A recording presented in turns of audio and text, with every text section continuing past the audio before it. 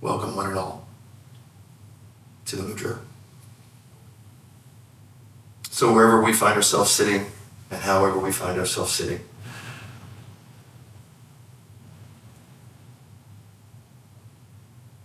and whatever position we find our legs, makes no difference. The important thing is we can try to sit nice and tall, yes? Nice and tall. That's just to get us started. We're going to do something a little different than I ordinarily do today. I couldn't help myself being a special occasion that it is. And I ask and pray, if you will, that God grant me the courage to speak from my heart today. Even if you are a person that I've never met, I aim to do that. You were also brave enough to come to our home, and we are grateful for that. So, a little bit of housekeeping. Real quick, there's some yard sale items downstairs. We're trying to get rid of some things, as you can see. They're on a donation basis. If you have any questions about any of that, just feel free to ask us. Not every single item in the room is for sale, but most of them are there for the taking. So please ask us about that if you have any questions about that or anything else in the facility. So, quickly with the housekeeping, this coming week we have three nights in a row happening here at the Mudra, Tuesday, Wednesday, and Thursday night. The Tuesday and Wednesday is a regularly scheduled 6:30 p.m.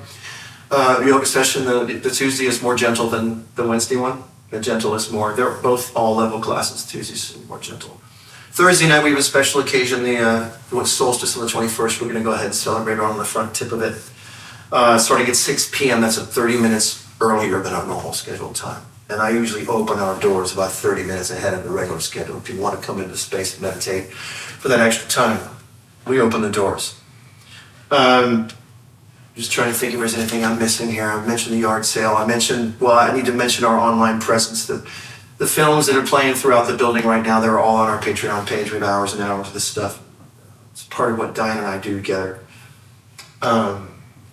as artists and filmmakers and yogis, and it's kind of a holistic approach that we take to life, and that's what this is about. So our filmmaking is an integral part of what we do. And one of the things we do with it is we search for very meditative images that we can use with open eyes to sort of retrain our senses, if you will, to learn how to go into a trance even when we're waking eyes, because these things are the easiest to trick. And we'll talk a little bit about that today here. But before I get too long-winded, again, thank you for being here. And I wanted to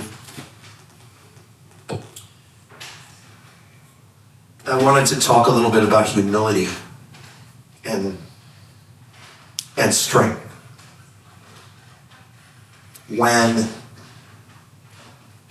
I was in South America for the first time about 10 years ago, good evening, welcome y'all.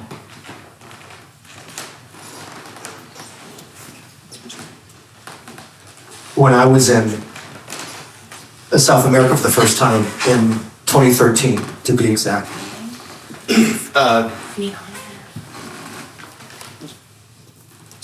The morning after each ceremony, there was always a satsang. Satsang was a fancy word for sit and talk. Anybody who's heard that term, or have you done one? Satsang was this Sanskrit word, I believe. It just means sit around a circle and talk. And they had a really cool tradition with the tribe there in Peru. And in this case, we would actually sit in a circle. And of course, these are all pretty much perfect strangers, kind of like many of us in the room are right now. You to me and me to you, in many cases. But this was the morning after the very first ceremony, because when everybody arrived, pretty much just the day before, those of us who were considered first-timers or campers or whatever, I didn't remain a camper for very long, but this was my first sort of journey. And so here we were in the yurt the morning after a very powerful experience the night before that none of us, in most cases, had never had before. And there we were trying to talk about it. And This subject and this morning's chat has been omnipresent in my mind for weeks when thinking about this day. This day that sort of marks just an unbelievable journey that I've been on, and that Diana's been on with me, and this dream that I've had longer than I even knew what Diana's name was, and even before she was a student of mine. But I digress. It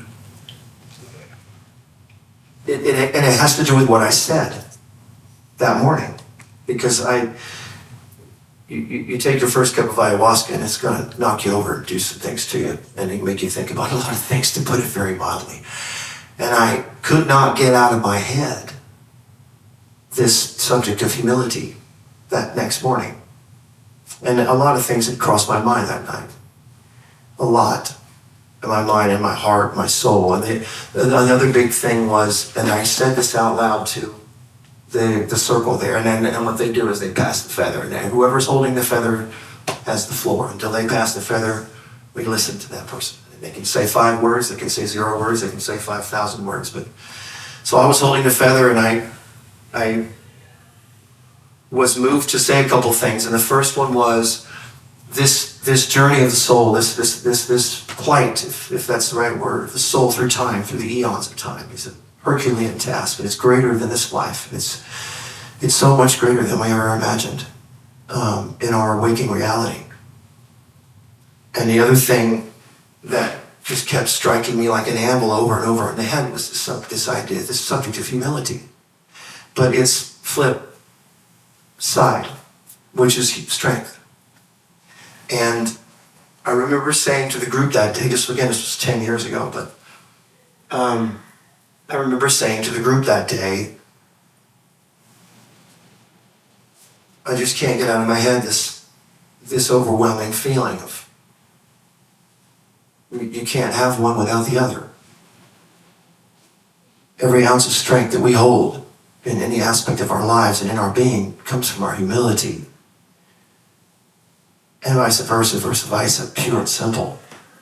And not only are they perfect 2 sides of a coin, but they are literally brother and sister. And I emphasize those words now, because that's exactly what I said to the group that morning in South America. I said they are not only go together, but cannot live apart, but they are literally brother and sister. These 2 virtues or aspects of living, our humility and our strength. And I have been obsessed mildly with that particular subject and that particular story for several weeks as Diane and I have been stumbling into this dream of ours, which is truly a miracle, if I may borrow that term, at least in my mind. And because it rings true to me every day that we strive for this, and every day that we dream about it, and every day that we struggle with putting out all the fires that keep coming up, and it is that I will never be as strong as I need to be, until I learn to not get on my knees, but to be on them and stay on them. And the tricky part that I want to kind of close this premise to our meditation with, so I don't ramble for long, because I want to get to work here in a minute, is that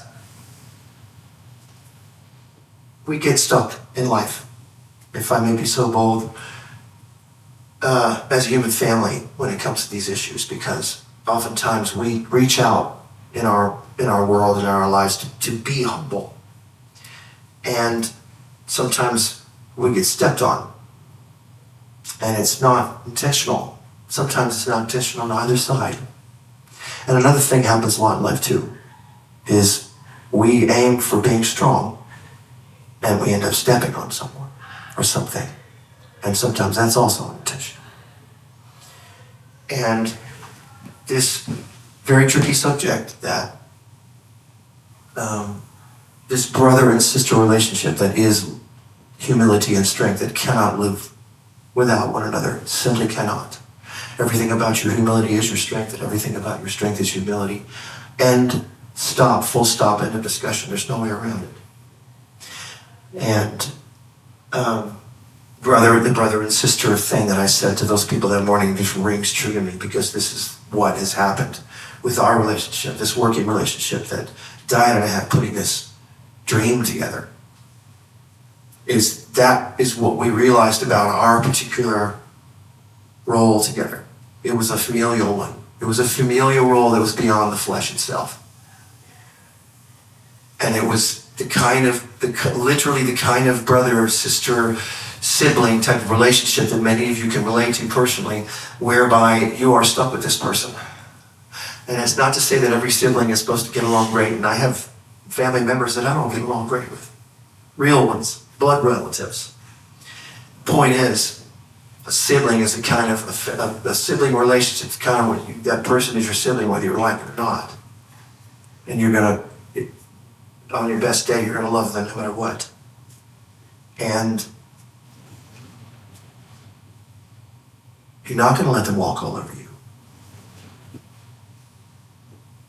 And the humility takes place. If I may cut to the chase, we get to work here, because I have something fun for us. We often make the mistake that being humble is kneeling before another, because that seems like the sensible thing to do from a particular logical perspective. But when I found true humility, and we find that true humility by getting knocked over and over and over and over and over again in our lives. There's no other way. At least there wasn't for me.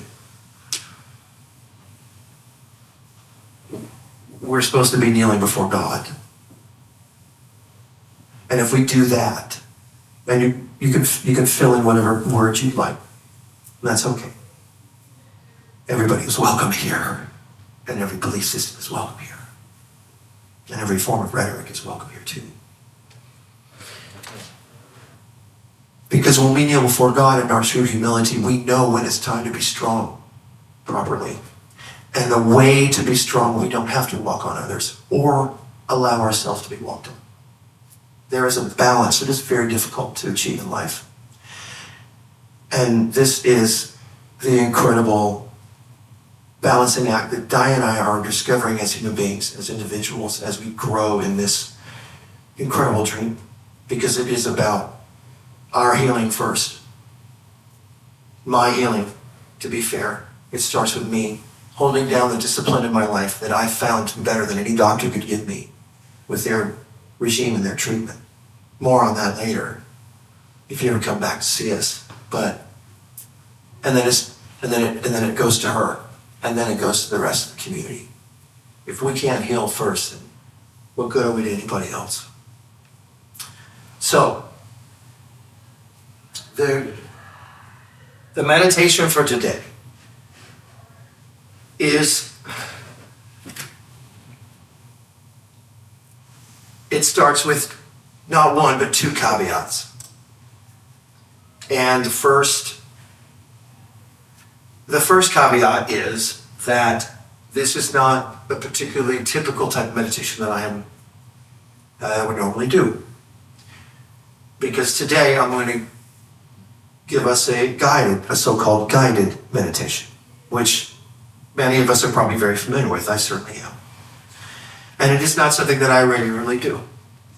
But for weeks and weeks, I've told myself, you're going to do that today as a special occasion, and to mark the occasion and to try to say a few things.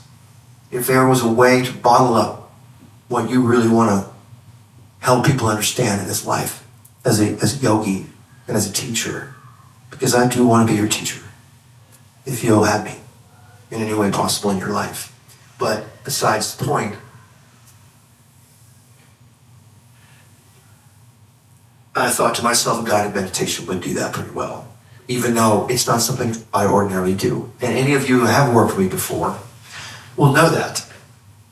My work is grounded in the present moment, the physical body, the breath, the sound, the sensation. It's what I learned, it's how I was trained, and it's what I stick to. And most of the time I often roll my eyes, to be fair. at many guided sessions that people do. And they can be what they are, and it can be very effective. And I hope this one is for you today. Now, that's the first caveat.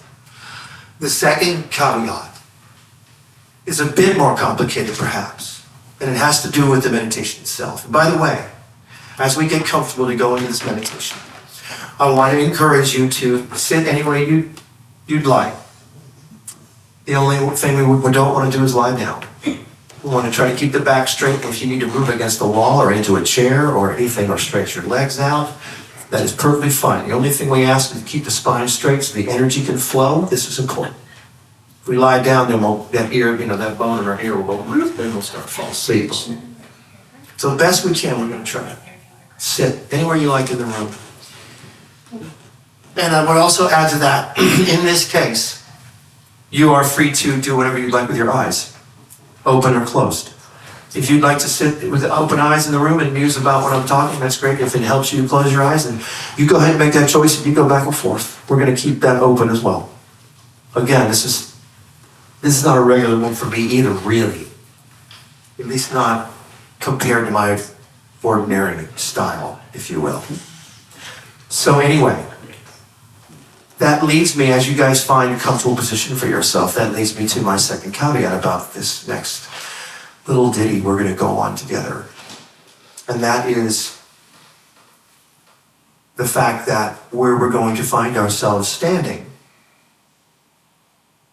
in the middle of is a structure that most of us would describe as a church or a cathedral or a temple or any one of those buildings that I'm almost positive all of us in the room are familiar with in some way, shape, or form. Now that I've said those words, you might understand why. This is a caveat.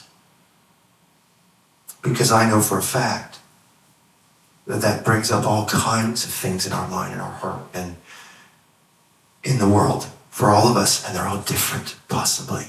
I have worked in the church, so I'm living proof of that.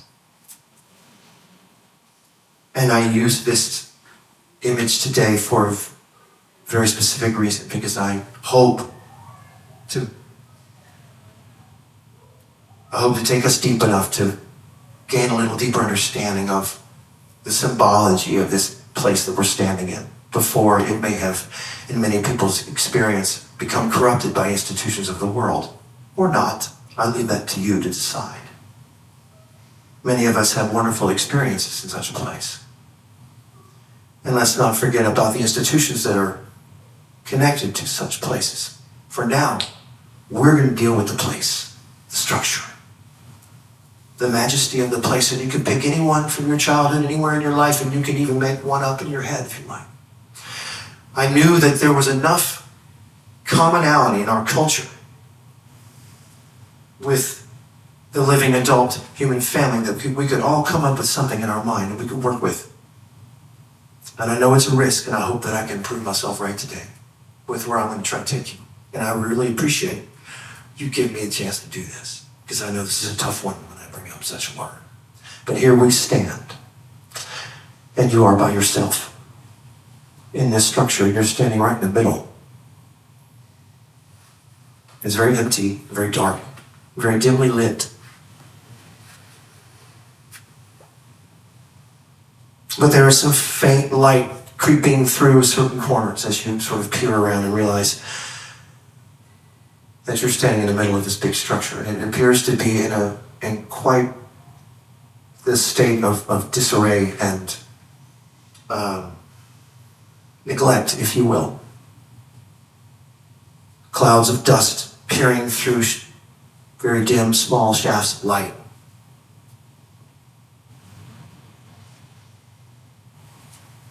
You find yourself standing in an aisleway that goes up the middle, a long corridor, if you will. You turn a 360, peer around what you can see, which of course is still very dim, but you start to adjust and get a sense of where you're at. And you see two giant double doors, or a set of double doors on one end. Turn back around, on the other end, you see some semblance of some sort of ornate, elevated area that might look like a stage or other words that may come to mind in your experience. This is your meditation for now, even though I forced you to go where I asked you to go. And so you decide to turn towards the so-called seats or pews on one side, and you walk right through toward one side of the building. So you just cut right through the seats, go right toward the edge, so you can take a closer look at the edge. And you get toward the edge and you start to circumvent the space. It's big. It's a bit echoey, perhaps. And you're getting a closer look at the dust and the dirt and the bugs and the rats and the stink.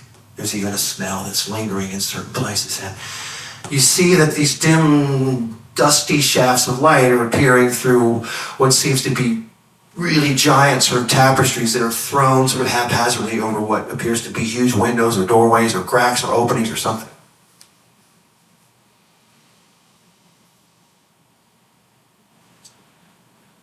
And so you continue to circumvent and survey this very unkempt, very neglected space that you're in. All the way around, slowly taking it all in.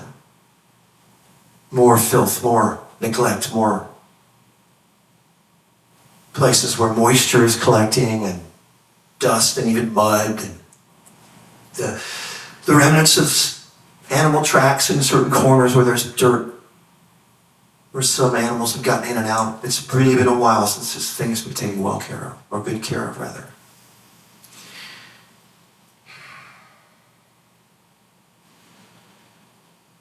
You come all the way around back to the front, so that you reach, in your circumventing of the space, you sort of reach the other end of the hallway, sort of opposite of where the big double doors are. You sort of look back and you see down the hallway, again, and more dust, more shafts of light, rats running across the aisle into the pews.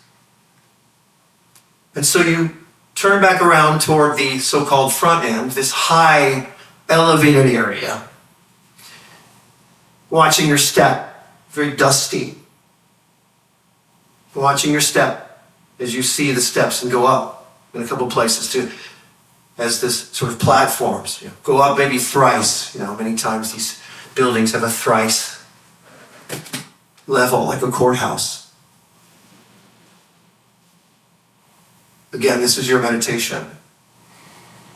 But you take a closer look, there's some interesting things around. There's tables, there's chairs, there's some very ornate items. And most of them are still covered over. And if they're not covered over deliberately with tapestries, they're covered over with dust and other things, and dirt. Even old vegetation. It's either been blown in through a hole somewhere, like gold leaves and grass. It's just all over the place. It's really, really, really filthy in here. And you find yourself sort of pragmatically taking it all in.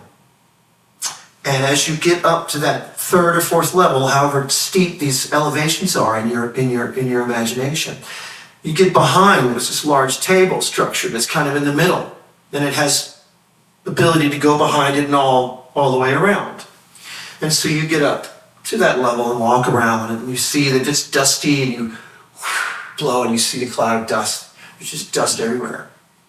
You keep going around, it's really, really dim. It's just enough to see where you're stepping, and as shafts of flame, once again, there's obviously some really big windows that are covered because the light is just aching to get in. But behind this big table, way toward the back end, if you will, of this long structure, there's this other sort of standing alone thing that's also covered by this tapestry of its own. But it's standing alone. It's not part of the building. It's not a window. It's standing there behind the table, but it's covered over completely. And it's like 9 feet tall, 8 feet tall. It's pretty big. And you're drawn to it for some reason because there's this light that just seems to hit it. And you're like, what is that? It's an interesting color. And it seems to be this really, ornate drapery that's over this giant 8-foot thing is standing sort of out of place behind what some people might call an altar or a table or a mesa. Okay? Then we're getting there now. Y'all, I promise you.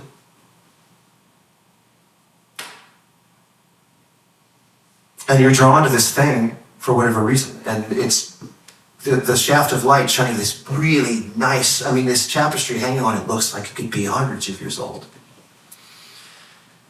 And so you become quite curious about this thing. You figure if you give this curtain a pull, you're not going to bring the building down because it's not connected to the window or the scaffolding or something that could possibly be there.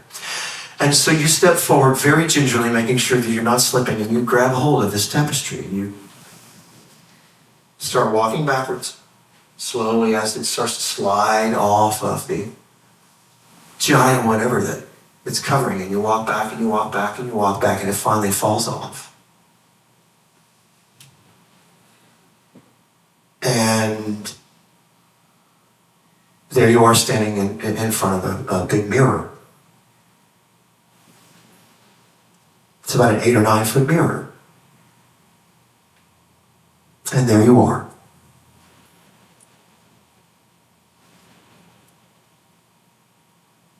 And of course, you see yourself. And of course, you see your giant, ornate headdress and your giant, flowing, ornate gown. Because you, of course, are the high priest and priestess of this glorious temple that you are standing in. And you are looking at your soul in the reflection of this mirror. Your very soul. And you realize God's little trick that he helped me play on you today, because you're standing right in the middle of your very own body itself. Your flesh and bone, 3-dimensional body. And you're looking at the reflection of your soul that is the high priest and priestess, governing bishop, ruler of that glorious temple that you live in right now and for this life. The temple of the living God, your body. The crux and foundation of my entire teaching right there. And you gaze at your soul in the mirror for a few more seconds. And you realize what you just realized. And you turn back down the long corridor toward the double doors. And you run towards the door. You run so fast, your giant headdress flies off your head. Your bishop's hat just flies off your head. Your gown is flowing behind you as you sprint down the aisle. You reach for the double doors with both hands. You pull them wide open, and a huge shaft of light comes flooding in. Then you see the giant cloud of dust. And you see the animals and bugs scurrying.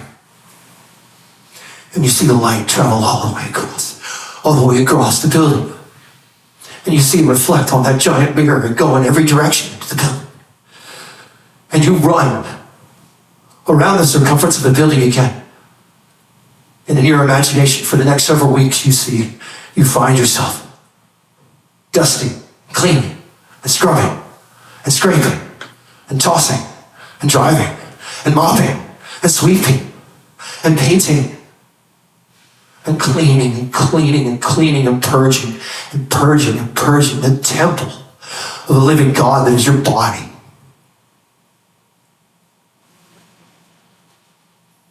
And that very thing that I want to teach you while you're alive. And you spend the rest of your soul's existence cleaning and polishing every corner of that temple. And it brings the full, real meaning of what that cathedral is. The real meaning of that word. It's the alchemical temple of the heart and soul, ladies and gentlemen, right here. I am so honored and so blessed to share this message with you in my own home like this. And to be able to do it on a regular basis for anybody who will come back and see us.